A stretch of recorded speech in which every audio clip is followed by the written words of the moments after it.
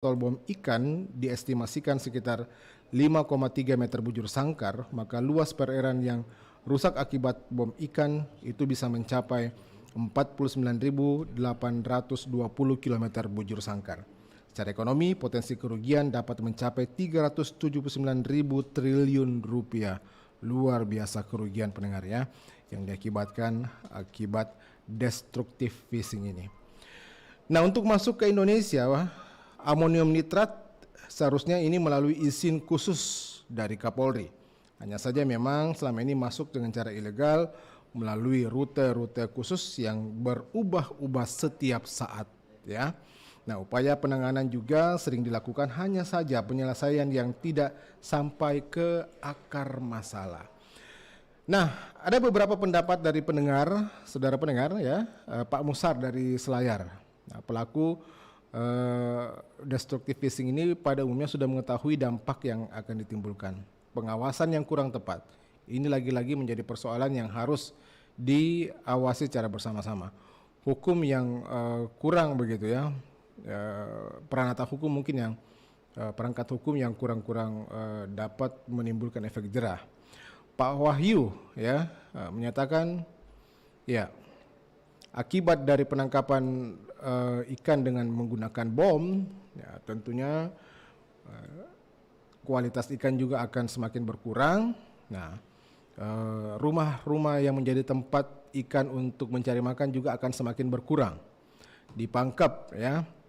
Oke, sebaiknya Polair sesering mungkin melakukan patroli, harus dikawal ketat, diawasi ketat ya. Nelayan-nelayan yang melakukan penangkapan itu puluhan hingga ratusan tahun untuk dapat tumbuh dengan baik ya.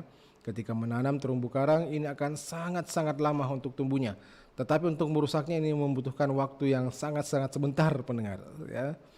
Anda menggunakan bom, terumbu karang dipastikan akan rusak, apalagi ketika menggunakan sianida atau membius ikan.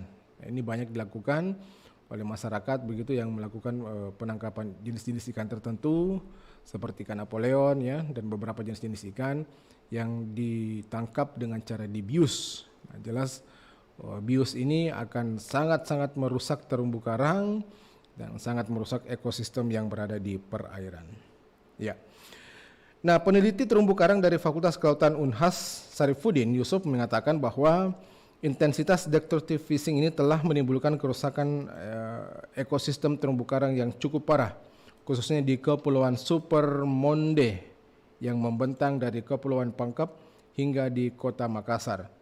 Hasil dari penelitian yang dilakukan LIPI dan juga Unhas pada tahun 2015 lalu menunjukkan bahwa kondisi terumbu karang untuk wilayah Pangkep kini tinggal 25%. Itu tahun 2015 pendengar ya. Kita nggak tahu, belum ada data yang dirilis sampai sekarang berapa persen terumbu karang yang dimiliki di wilayah perairan Selat Makassar. Nah, memang paling parah berada di perairan Makassar yang mana tutupan karangnya tinggal 19%. Dari sebelumnya sekitar 25 sampai dengan 30%.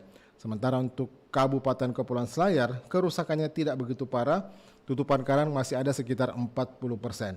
Nah, di perairan Makassar sendiri, aktivitas paling banyak ditemukan adalah pembiusan. Ya, jadi saya sampaikan tadi bahwa penangkapan ikan dengan cara merusak bukan hanya menggunakan bom, tetapi juga dengan melakukan pembiusan. Nah, ini banyak dilakukan oleh masyarakat-masyarakat yang tidak bertanggung jawab. Tentunya ini sangat-sangat merusak wilayah terumbu karang secara perlahan. Ini terbukti dari hasil temuan di lapangan di mana terumbu karang yang ditemukan mati namun memiliki kondisi yang masih utuh ya. Nah, tingginya praktek pembiusan ini karena tingginya permintaan ikan hidup untuk dikonsumsi. Dan Makassar memang tercatat sebagai daerah dengan tingkat konsumsi ikan paling tinggi yang ada di Indonesia. Nah, dalam berbagai diskusi pendengar disepakati dua pendekatan untuk dapat menyelesaikan masalah destructive fishing, pencegahan dan juga penindakan. Dari segi pencegahan melalui stakeholder approach ya, berupa edukasi dan penyadaran kepada masyarakat serta memberikan alternatif pendapatan kepada masyarakat berupa modal usaha. Juga sementara sifatnya penindakan lebih ke arah law enforcement atau penegakan hukum.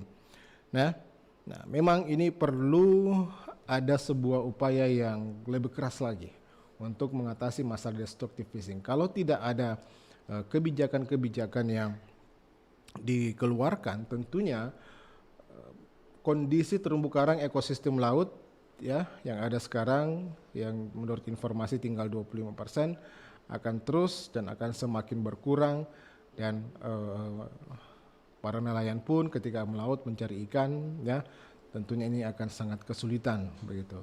Nah, karena kita tahu bahwa terumbu karang merupakan tempat dari singgahnya ikan-ikan untuk mencari makan. Semakin bagus terumbu karang akan semakin banyak potensi ikan yang ada di situ ya. Jadi makanya para nelayan tidak perlu jauh-jauh sampai ke Natuna untuk mencari ikan ataupun juga sampai ke wilayah talaut untuk mencari ikan. Cukup di wilayah Selat Makassar saja maka jumlah atau ikan tersebut bisa untuk didapatkan, bisa untuk diperoleh. Ya. Baik pendengar, kami akan kembali saat lagi tetap di RRI Pro 1 Makassar. 94,4 FM Pro 1 RRI Makassar.